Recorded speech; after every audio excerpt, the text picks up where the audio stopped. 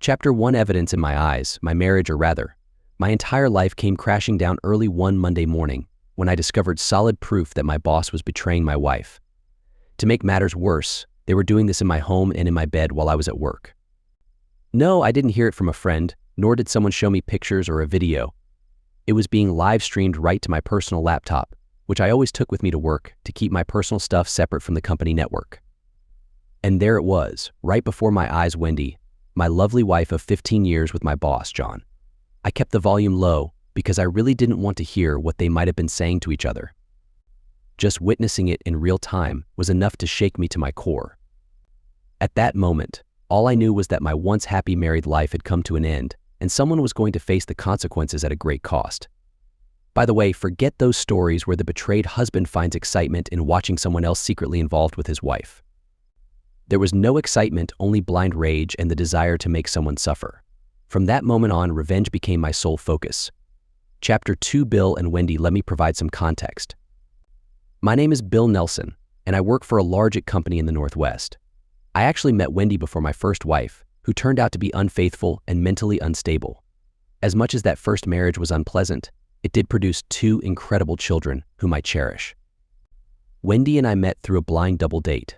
Shortly after arriving at Casa El Toro, which is now closed, a friend offered to set me up on a double date. I thought, why not? It beat sitting in the barracks, listening to Marines making a ruckus. Originally, Wendy was meant to be his date, and her friend Darlene would accompany me. However, fate had other plans. Darlene hit it off with my friend, and Wendy and I clicked instantly. She was, and still is, a beautiful woman. With her long blonde hair, captivating green eyes, and a smile that could brighten any room, she possessed the longest, most elegant legs I had ever laid eyes on. We dated for a significant amount of time before we eventually grew apart.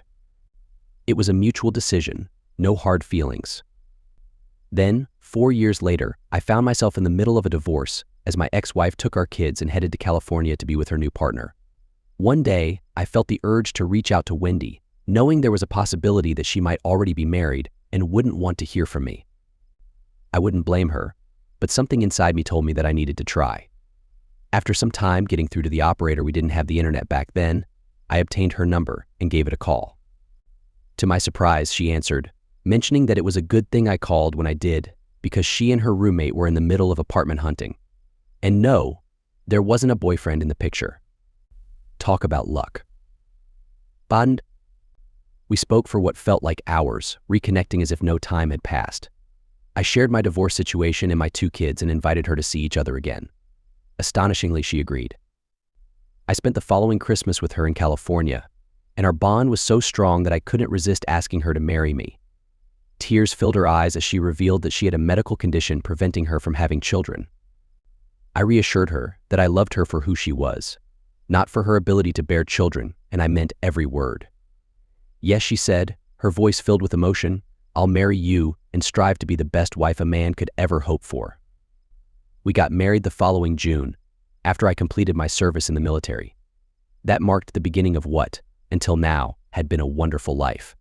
Over the years, Wendy battled thyroid cancer and underwent open heart surgery to replace a faulty valve. She spent 2 months in the hospital due to complications and had to take blood thinners, which led to easy bruising. Several years later, she faced another heart surgery to repair an aortic aneurysm. Shortly after that, I suffered a heart attack and had to undergo a quadruple bypass. Naturally, these health issues affected our love life. We eventually relocated to the Northwest, where I secured a job as a system operator. Our company managed various significant accounts across the country, including state, local, and federal contracts. My responsibility was to monitor these networks, address any issues promptly, and involve the appropriate personnel to minimize potential downtime. My manager retired, and I was informed that I was being considered for his position since I already led the team and had a deep understanding of our systems. However, the company decided to hire John Brown, who had recently left a local hospital. HR explained that they were required to post the job opening for 5 days before considering internal candidates, but assured me that I would receive a significant raise. From the beginning, John harbored a strong dislike towards me and did everything in his power to undermine me. He even went so far as to blame me for incidents that occurred while I was off duty. We had numerous disagreements, often escalating to him shouting obscenities at me. One day, our overnight operator didn't show up without any notice. Given my role as lead, I would have been informed if something was wrong, but everything seemed normal. That day, John informed me that I would be taking on the overnight shift. Why? I questioned. After all, typically the most junior team member filled that position, not the team lead. Because I need you there, John stated. Did Ryan approve this? Does he know about it? I countered. Ryan was John's boss. It doesn't matter, John replied. This is my team, and I'll assign roles as I see fit. Besides, it's only temporary. Angela will take over as the lead until I find someone else for that position. It's up to you, work the overnight shift or find another place to work. Don't worry, your salary will remain the same, and you'll receive a 10% shift differential. Something about this situation didn't sit well with me, but I felt as if I had no other choice, especially with all our medical bills. Plus, he mentioned it was only temporary, so I swallowed my pride and agreed with an okay. I knew Wendy wouldn't be happy about it, but we had adapted to challenges countless times before, so I assumed we would navigate this hurdle as well. I did make a mental note to contact the previous overnight operator to investigate further. Things quickly took a turn for the worse after the company's annual 4th of July picnic. I'm still not entirely sure what transpired, but we ended up leaving early. Wendy's entire demeanor changed after that day. She became easily irritated, snapping at even the slightest provocation. Of course, our love life completely vanished. She never disclosed what happened and would shut me down whenever I asked. The thought that she might be having an affair never crossed my mind. However, now, 2 months later, I had undeniable proof. Chapter 3, The Outing. Every year, our company hosts a grand picnic for Independence Day. It features classic American food like hamburgers and hot dogs, refreshments, and of course, good clean fun with fireworks. It serves as an opportunity for everyone to relax, bond, and take a moment for themselves. As Wendy and I arrived at the park, I noticed a new sign emphasizing that the park was under constant video surveillance. The city's Parks and Recreation Department had implemented this system to address illegal activities and misuse of the park. As part of our company's contract, we played a role in managing and monitoring the cameras to ensure public safety. We parked the car and headed towards the picnic area. I spotted my team's table and made our way over. John caught sight of us and introduced himself to Wendy, giving me a look that seemed to imply, "You're one lucky guy." And indeed, I was fortunate to have Wendy by my side, as she maintained an attractive figure despite her surgeries. Her yellow sundress perfectly complemented her long legs. I grabbed a couple sodas from a nearby cooler, filled up 2 cups with ice, and poured Wendy and I a cold drink. Somewhere along the way, a couple shots of root beer ended up in our drinks, even though the park had a strict rule regarding open containers. We don't indulge in soda much, but do enjoy a bit every now and then. Wendy asked if I could grab her a hot dog from the grill, so I happily headed out to get us something to eat. The food line was pretty long, so I spent the next 15-20 minutes chatting with some of the other guys while waiting to get our dogs. I got the dogs, loaded them up with relish, mustard, and ketchup, and headed back to our table. But there was only one problem. Wendy wasn't there. Neither was John. What on earth, I wondered. Where did she go? I really didn't care about John's absence, but Wendy's concerned me, since she usually went out of her way to let me know if she was going to freshen up, as she put it. I asked Sandy if she knew where Wendy had gone to, and she told me she thought the two of them headed to the restrooms, which were on the edge of the park area we were using. No problem, I thought. She'll be back in a few minutes. 15 minutes later, and still no Wendy. Maybe she was waiting in line. There were a lot of people at the party, after all. 30 minutes, no Wendy. 45 minutes. Still no Wendy. I sensed something was wrong and headed off to find her. I got to the restrooms and called out her name, hoping that she would respond. She stumbled out of the women's room, holding her head. "You don't have to yell so loud," she said, slurring her words. Oh no, I thought. What happened? What happened? I asked. Did you fall? Did someone hurt you? Get me home, now, she said weakly. I guided her back to the car, telling everyone I saw on the way that we needed to get home. John was at our table and had a smirk on his face as he shouted, "Good to meet ya, Wendy. See ya later." What did he mean by that? I asked Wendy. "Just get me home," she said, shaking her head. I got her in the car and headed out, thinking that maybe I should take her to the emergency room to get her checked out. "Maybe you should go to the doctor," I said. "Just get me home now," she yelled. There was silence for the rest of the 30-mile trip. as there was no arguing with her at this point, but John's farewell stuck in my mind. Now I know why. I still didn't know the whole story, though.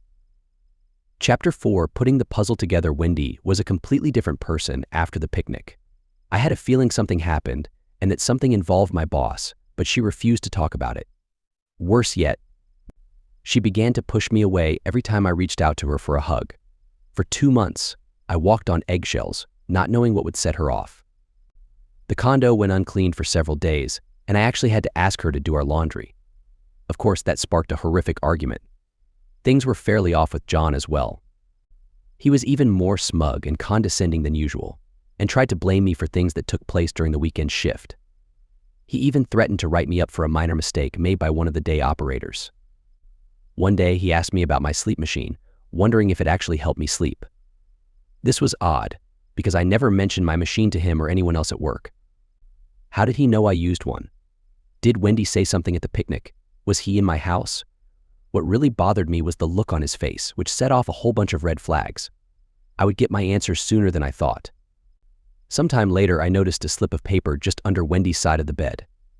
I picked it up and opened it to make sure it wasn't an important receipt we needed to keep for our taxes. You can imagine my shock to see John's name and the last 4 digits of his debit card on the receipt, which came from the gas station around the corner from our condo. It also showed the date and time, which showed he made his purchase not too long after I checked into work. While concerning, I didn't feel the receipt by itself was conclusive evidence of wrongdoing on his or Wendy's part, and I wasn't quite ready to confront either one of them just yet. I needed something more, like audio and video. The opportunity came soon enough when Wendy went shopping with her mother one Sunday. I was kind of glad she was gone because I really had had enough of her non-stop sour attitude. I had already purchased some tiny wireless cameras I could deploy around the house, as well as audio recorders. I couldn't very well tell Wendy I was installing them, so I could catch her in the act of some misbehavior with my boss, so I had to wait until she was going to be gone for a while. I also put a program on my home server that allowed me to stream video from the cameras to my laptop. I had some time before Wendy and her mother got home, so I decided to check her email. Yeah, I had her password since she often asked me to fix one little thing or another. I logged into her webmail account and searched for anything that might indicate the two of them were in contact. There was nothing in her inbox, and her deleted items folder was empty. That in itself was odd, since she generally didn't delete anything. I took a look in her sent items box and found that, too, had been emptied out. So I took a look at her Facebook account to see if there was any communication there. Nope, nothing. The only thing left for me to check was her phone, but that would have to wait for the time being. I decided to call Chuck, the previous night operator, hoping to arrange a meeting. I got his cell phone number from an old team roster, and he readily agreed to meet me at a restaurant located about halfway between his place and mine. I left a note for Wendy telling her I was meeting a coworker and would be back in a couple hours or so. "Hey, Bill," Chuck said as I got out of the car. He didn't look too good. "Hey, Chuck, how are you doing?" I asked, hoping to break the ice. We went inside and got ushered to a booth. "Lunch is on me," I told him as we gave the waitress our order. "Thanks, Bill. I appreciate that," he said. "Seriously, it's been tough." "So what happened?" I asked. Chuck looked as though he was going to cry. "Don't worry, bud. I've heard it all," I said, trying to reassure him.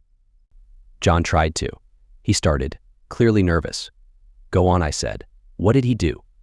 "He tried to hurt my wife," Bill said, looking around to see if anyone else heard. "Damn," I said. "How did you know?" "Did you catch him?" "No," Chuck said.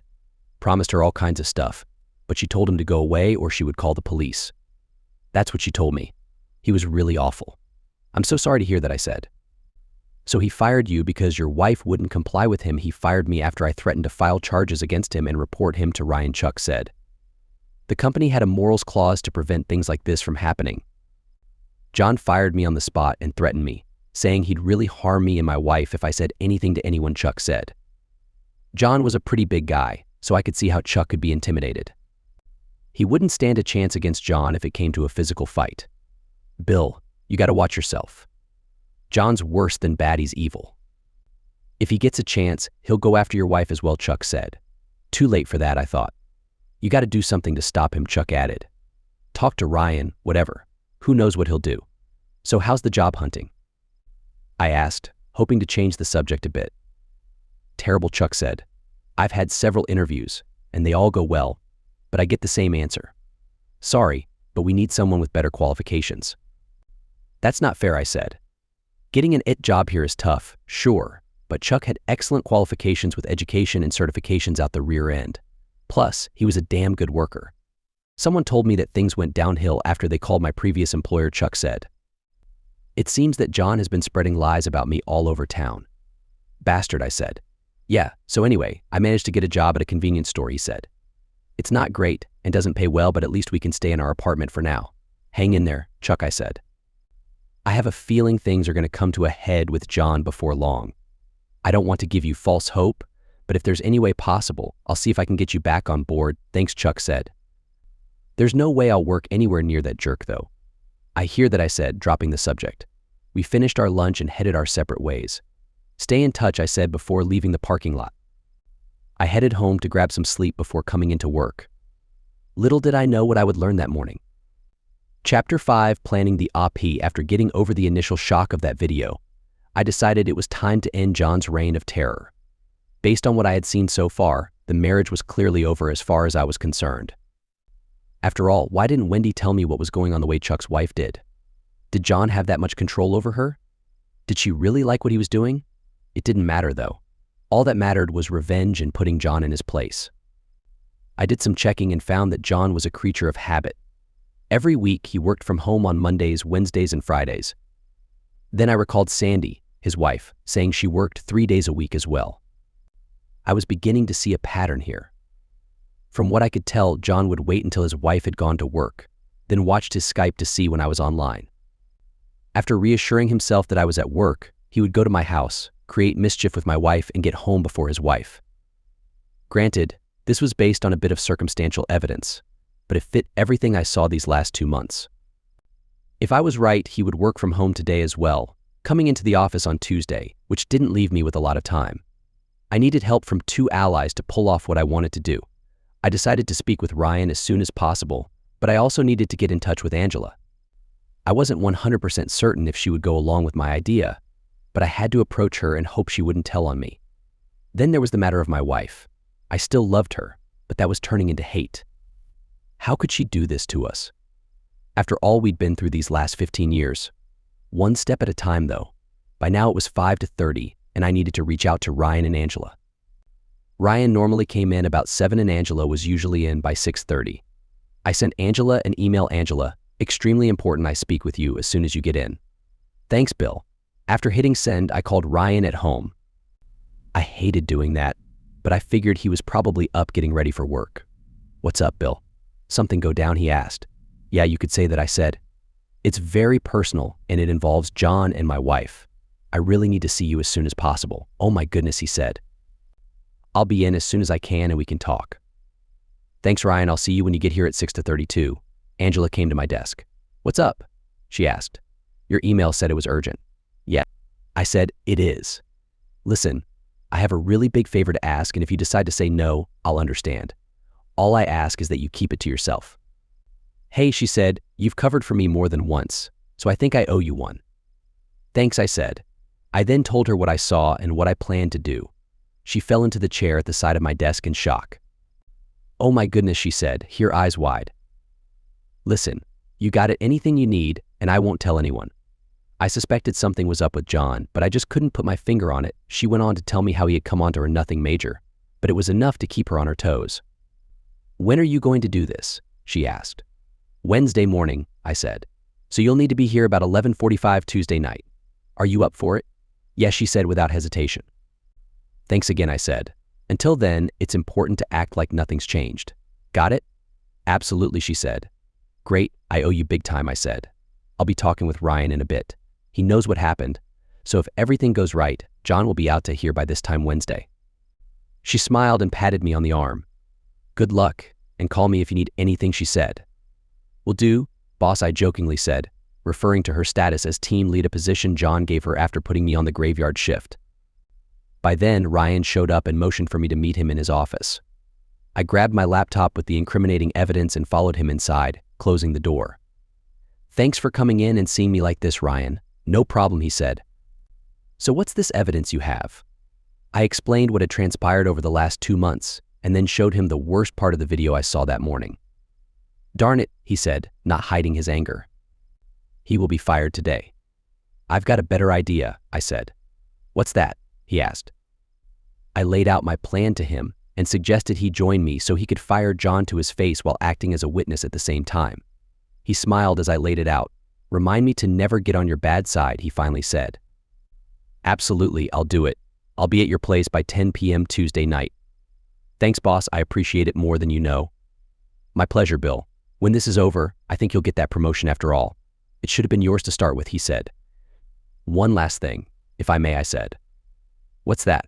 Ryan asked. I told him about my meeting with Chuck and passed on what he told me. Poor guy, Ryan said. What's your idea? I think at the very least, Chuck should get his old job back, maybe even with a raise as compensation for what John did, I said. Ryan thought for a minute before responding. I think that's the least we owe him. I'm surprised he hasn't sued the company before now. Maybe John's threat really affected him, he said. Thanks, I said. It'll mean a lot to him as well. See ya Tuesday night, he said. Chapter 6, confronting Wendy. My meetings with Ryan and Angela gave me hope, but the worst part of all this was yet to come, confronting the woman I had been in love with for years. I wasn't sure how she would react after seeing the evidence, but a part of me really didn't care. I called her as I always do, letting her know my shift was up and I'd be home as usual. I tried to sound like nothing was wrong, but apparently I failed. Are you okay? She asked. Oops. Yeah, just a long shift, I said. Okay, see you soon, she said. Love you. Love you, too, I said, hoping I sounded sincere. The next call was to her mother, and I wasn't looking forward to it. Hi, Mom, I said when she answered. What's going on? She asked. Wendy's going to have to stay with you for a little while, I told her. What? She asked. Why? Did you guys have a fight or something? Not yet, I said. I then told her everything I knew up to that point. That's not my girl, she said. She'd never do something like that. This has to be a misunderstanding. The video is pretty clear, I said. You have video? Oh my goodness, she said. Wendy doesn't know that I know yet, I told her. But she will after I get home, and there's no way she can stay, at least not till this gets ironed out. Is there any way this can be fixed? She asked. As of right now, I don't think so. I don't know. What I do know is that she needs to be out of the house for a bit for her own safety and for me to get this all figured out, I told her. I also informed her that I had a plan to deal with John and that it would be best if she wasn't there. And whatever you do, don't call Wendy and don't give her any information, I added. Okay, she said. I won't say anything. I'm so sorry this is happening. Thanks, I said. That drive home seemed like the longest drive in my life. I finally got home, put my laptop on the table, and warmed up my coffee. Wendy was in one of the two recliners facing our television and offered a weak hi. I didn't respond, not even a cursory hello. What's wrong? She asked. She could always tell when something was bothering me. We have to talk, and then you need to pack a few things, I told her. What? She asked. Why? By then, my laptop had booted up, so I brought up the video. Come here. I have something to show you I think you might find interesting, I said. She got up slowly and walked to my laptop. There on the screen was a video clip of her getting close with John. Her hands flew to her mouth and she let out a cry. Oh my gosh, no, she cried, the tears falling freely down her face. Please, she said. It's not what you think. Oh, really? I asked. That's not really you and my boss being affectionate in our bed? Give me a break. How silly do you think I am? Do you really think so little of me that you can cheat on me in our bed and tell me it isn't what it is? You don't understand, she began. Oh yeah, I understand just fine. How long did you think you could do this behind my back? Please, she cried, her face red from crying. By the way, I've suspected something for quite some time. I added, showing her the receipt I found under her bed nearly a month ago. Please, she begged, I'll do anything. Just don't throw me away. I love you and only want you. Yeah, I can really tell you want me so bad you decided to have relations with my jerk boss. Darn it, he was threatening me, she cried between sobs. Really? I don't see a knife or a gun. How was he threatening you? He threatened to hurt us both real bad if I ever said anything. Please believe me. I'll do anything to make this up to you. Please, I'm begging you. Anything, I asked. Oh gosh, yes, I'll do whatever you want. No questions asked. Just make it stop and turn that dang video off. I turned the video off and considered what she said. I remembered Chuck telling me something very similar, that John had threatened his wife as well. Still, I had to get her out of the house for my own peace of mind, and now, it would seem, for her own safety. All right, I said, prompting her to wrap her arms around my neck. I pulled her off of me to let her know this wasn't over. Here's what's going to happen. You're going to do exactly, and I do mean exactly, what I say without question, or else our relationship is over. Got it? Yes, she sobbed. Does he contact you through email or social media? I asked. He emails me right before he comes over. He's never reached out to me on social media. I usually respond and delete both his email and my response. That would explain the empty folders. Find time to start listening to my advice. Okay, do not give him any reason to believe that I know what he's doing. Respond just like you always do, and don't delete anything. It could be evidence, and I'll be monitoring your email. Same with social media. Any deviation from that, and we're done. Understand? Yes, she said. When does he come over? Does he have a regular schedule? He always comes over on Mondays, Wednesdays, and Fridays, and always in the early morning after you're at work, she told me, confirming what I thought before. How long has this been going on? About 2 months, I guess. Ever since the picnic. What? Were you just going to let him basically harass you 3 days a week for the rest of your life? You're really not that naive, are you? How long were you going to put up with it? I don't know, she sobbed. Does he know what you drive or where your mother lives? No, she said. Good, I told her. You're going to grab enough stuff to hold you over for a few days, and you're going to your mother's. She already knows and is expecting you, I told her, causing yet another round of crying. Please, what did you expect? I asked rather sarcastically. Why do I have to go? She asked. 2 reasons, I said. First, my trust level has taken a huge hit. What would you do if you saw a video of me being close with someone else? Hisham, you're right, I'd be livid and you'd be out of my life. Bingo, I said. Second, if this guy is as crazy as I suspect, you're not safe here until he's either gone or in custody. If what you're telling me is right, he has no problem breaking the law. Okay, that makes sense, she said quietly. We're not done, I said. I want you to write out the whole story for me, leave nothing out. I want to know when and how all this started. I want details, all of them, and I want to see it in my inbox by midnight Tuesday night. That's about the time he'll be back. No email, no explanation, no apology, no marriage. It's that simple. What? She said, tears flowing down her already red face. You heard me. If I don't see it, there'll be no going back, no second chances, and definitely no hope for reconciliation. I'll visit a divorce attorney Wednesday morning and start the process. So the decision is in your hands. Got it? Got it, she said, looking at the floor. You're right, I wouldn't give you anywhere near this much of an opportunity to make things right. Please know that I love you and only you, and remember that he pursued me, not the other way around. Maybe I said, but you had lots of opportunity to reject him and tell me. Together we could have confronted him and put an end to this. Now we're divided and I have to deal with him while questioning whether I can trust you. I'm sorry, but I was so scared that he would hurt you and I couldn't live with that. I was in the Marines, for crying out loud. If he had come after us like that, he'd be feeling some pain, believe me. And then he'd get what's coming to him. Look, I said, just pack your things and go to your mom's. The less you know about what I'm going to do, the better. Focus on getting your head straight and concentrate on your email to me. After I handle this situation, we can discuss our future, but I can't make any promises. What I saw broke my heart. You might as well have betrayed me in the worst possible way. Now go. One last thing, I said. Don't call me. I'll reach out to you after I read your explanation. Understand? More tears. More sobs. More apologies. I was tired of them. Yeah, I still loved her, but I had to stay focused and I couldn't do it with her crying nonstop. Damn it, if she had only trusted me enough to confide in me. Yes, she quietly said as she went into the bedroom to gather her things. Before she walked out the door, she turned back to me. I love you so much, she said through her tears. Okay, I said, I'll be waiting for your email. And no calls. Period. Remember, the fate of our marriage is now in your hands. Okay, she quietly said, reminding me of the shy girl I first met so many years ago. She closed the door and I watched her drive away. Damn it, I needed a break. Chapter 7, calm. Before the storm, she was gone, so I decided to process everything I possibly could, going over my plan for John. Then it hit me. This all started with the 4th of July picnic. In a park full of cameras. Cameras with servers our company helped install. That was it. I called Ryan's cell and he answered right away. Hey Bill, how's things going? Rough, but I'm hanging in there, thanks. Listen, do you still have connections down at Parks and Recreation? Yeah, why? Does it have something to do with the camera system? I think I might be able to get a key piece of evidence from video taken during the July 4th picnic. It seems that's when all this started. I think you might be able to retrieve that video? I'm not sure, but I can certainly ask. I know a few people down there who owe me a favor or 10. I take it you want this as soon as possible. Yeah, that'd be great.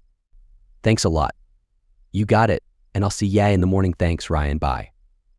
Things were calmer for the rest of the day, and I went to bed as usual that night, acting as though nothing happened. John came into his office the next morning as usual, shortly before I signed off. He said nothing to me, but something about his body language bothered me. It was almost as if he was watching me. After my shift, I called his home, hoping to speak to his wife. She answered after a couple of rings. Mrs. Brown? I asked. Yes, I don't know if you remember me, but we met at the July 4th picnic. I work for your husband, John. Oh yes, Bill, I remember. What can I do for you? Well, I said, I need to talk to you about your husband and my wife. What?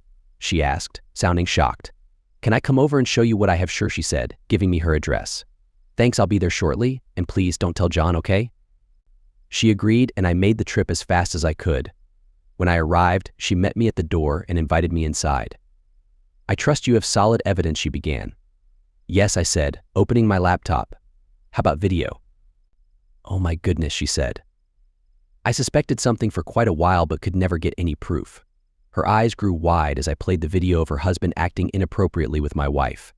She looked furious when I shut it down. I'm going to confront that jerk, she said, crying. Sandy remained quiet and nodded occasionally as I explained my plan. Then she looked at me and asked what she could do to help. You mean seek revenge? I asked. She nodded. No, I don't want that. I believe that he's been manipulating my wife all this time, and she was simply too scared to tell me. John can be quite intimidating at times. I know, she answered. So what I need from you is to act like nothing's wrong, I said. Continue with your routine as if everything is normal. If this works, John may find himself facing the consequences, and I have every reason to believe he'll lose his job. I'll give you a copy of the video in case you decide to end your marriage. Please do, she said. I copied the video to a flash drive and handed it over to her. I left Sandy's home and was on my way home when I received a call from Ryan. He was able to pull some strings and obtained video footage from the summer picnic. And he said, it appears that John had tampered with Wendy's drink. Can you come to the Parks and Recreation office this morning? Ryan asked. Sure, I said. I'll head over there right now. Great, Ryan said. I'll meet you there. I arrived at PR and met Ryan in the entrance. We made our way to the video vault where he and a PR employee had the video already prepared to the correct spot. The PR employee zoomed in on John and pressed play. Sure enough, he could be seen putting something in Wendy's drink. We watched as Wendy took a few sips before heading to the restroom. It was then that we saw her stumble and John guided her into the facility. She went into the women's restroom as he waited outside for a few minutes, looking around. Then he entered the women's restroom. He came out some time later, and it was several minutes before Wendy emerged, holding her head in obvious pain. Is that enough video evidence? Ryan asked. I nodded in agreement and asked the PR employee if he could clip that part of the video, including the timestamp. He assured me he could and burned me a DVD. I thanked him and Ryan and left. Wendy's story was consistent so far, and it became even more clear to me that John had to face the consequences severely. Chapter 8, Showtime. I woke up earlier than usual that Tuesday night. I had a lot of preparation before John came over for what he thought would be his usual Wednesday morning encounter with my wife. Ryan arrived around 10, and we discussed the operation over coffee. I grabbed my 12-gauge shotgun along with some cartridges filled with non-lethal ammunition. Hopefully I wouldn't have to use it, but I wanted to make sure no one would get hurt if I actually had to defend myself. I heard from Angela, who sent me a text message letting me know she was in position. At 11:30, she logged into the network as me and fired up Skype. At 11:45, she sent a text target online. That meant John was probably nearby, checking to see if I was at work. Soon he would be at my house. I shut off the lights and took up my position in the bedroom, my shotgun loaded and ready for use. Ryan took his position in a front bathroom that would enable him to block John's exit. By now, he would have sent Wendy an email letting her know he was on his way. I checked on my smartphone and sure enough, there it was, along with the pictures he used to blackmail her. Okay, I wrote back, pretending to be her. A few minutes later, I heard the lock in the front door being opened. The jerk had a key. He shut the door and I could hear him walking toward the master bedroom. I'm back, he shouted out. Are you ready for me? Anytime. I said in response as I stepped out of the bedroom, pointing the shotgun at him. The look on his face was priceless. He certainly wasn't expecting to see me with a shotgun pointed directly at him. What the heck are you doing here? He asked. You're supposed to be at work. This is my house and I live here, I told him. What the heck are you doing here? Come to cause trouble? You jerk, he muttered. You're fired. No, John, you're fired, Ryan said as he stepped out of the shadows. John wasn't expecting this. Forget you, he said, pulling a knife out of his pocket. I'm going to hurt you, then I'm going to humiliate you in front of your wife. Maybe you'll learn how to be a real man. John started toward me holding his knife in front of him. I pointed my shotgun at his right thigh and incapacitated him with a non-lethal load. He grabbed his leg, screaming at me, while I moved in and took control. I put the muzzle of the shotgun an inch away from his face. Shut up, jerk. That was just non-lethal ammo. This next round isn't, I said. His eyes grew wide and I kicked the knife away from him. Call 911, I told Ryan. He already had my home phone in his hand and called the police. Within minutes, the apartment was full of police and paramedics. They took my statement and Ryan's statement and the video evidence I had of John drugging and later assaulting my wife. I also showed them the emails he sent Wendy threatening her if she spoke out. I also had video of the assault on the smartphone in my pocket. Officers took that as well as all the evidence collected on my home server. Several hours later, the police cleared out, leaving Ryan and I alone to relax. I sent Angela a text message letting her know it was all over. I also thanked her profusely. Thank goodness that's over, I told Ryan. Yeah, he said. Tell me something. Would you really have hurt John? If you don't mind, Ryan, I'd really not go there, I said. He nodded, understanding how I felt. Look, take the rest of the week off and get things sorted out with your wife, he said. I'll handle this with management and I'll reach out to Chuck. I'll call you, but as of now, John's job is yours if you want it. Thanks, Ryan, I said, shaking his hand. I sat down and checked my email and saw there was a message from Wendy, but the phone rang before I could read it. Bill, you need to get to the hospital, my mother-in-law said. Wendy tried to hurt herself. Chapter 9, Wendy's story. I grabbed my laptop and headed out to the hospital. I got to her room and was told by the doctor that she had ingested an entire bottle of sleeping pills. They managed to pump her stomach and got most of the pills before they had a chance to dissolve, but there was still a lot of the drug in her system. Her mother told me she heard Wendy fill the bathtub, but didn't hear her get back out of the tub. She went to check and found my wife in the tub, having swallowed an entire bottle of pills. I put my hand on my wife's head and hugged her while offering a quick prayer. Please, God, don't let her die, I whispered, tears coming to my eyes. I sat down in a chair next to her bed, opened my laptop, and read her email. My dearest Bill, she began. I can't begin to tell you how sorry I am for the last 2 months. There isn't any excuse for what I did, and I should have trusted you enough to confide in you. It's just that John is so intimidating and his threats scared me more than you'll ever know. I knew how scary John could be, so that didn't surprise me. It all started at that 4th of July picnic. I remember taking a drink and feeling really funny, so I went to the bathroom. You were off getting us something to eat, and I thought I'd be back before you. I didn't know John was following me, and suddenly he was there acting like he wanted to help. In a way, I'm glad you found out when you did. It's crazy, I know, but I was about ready to hurt myself at the end. I couldn't take it anymore. I couldn't bear the pain I knew I was causing you. And yes, I saw that pain and hurt the other day, and I don't blame you for being upset. Please forgive me and know that I've loved you from the moment I first met you. I honestly hope he gets what he deserves and you find happiness again. I truly hope this email explains things to your satisfaction, and I hope you know that no matter what, I love you and always will. Now, I have to go and do the only thing I know will prove to you just how sorry I really am about all of this. Please don't hate me and know that I want you to find another person, someone who can love you better than me. I'm so sorry. And I love you. The email ended. All my love, your Wendy. Tears were freely rolling down my face as I finished reading her email. I closed out the message and turned my laptop off. I don't know how long I sat there, crying and praying that my wife would just wake up. Finally, I heard her tiny voice from the bed. Bill? She asked. I'm here, I told her, holding her as tight as I could. Am I really alive? She asked, crying. Yes, babe, I said. It's over. John was arrested and it's all over. She hugged me tighter and cried even harder. Can you forgive me? She asked. Of course, I told her. I can't live without you either. Next time, though, talk to me first, okay? Okay, I will, promise, she said. Epilogue: the drama was over, but the story wasn't quite finished. Yeah, I got John's job along with a generous raise and a $2 million bonus from upper management as compensation for what we had been through. Chuck got his old job back with a raise and a bonus similar to mine.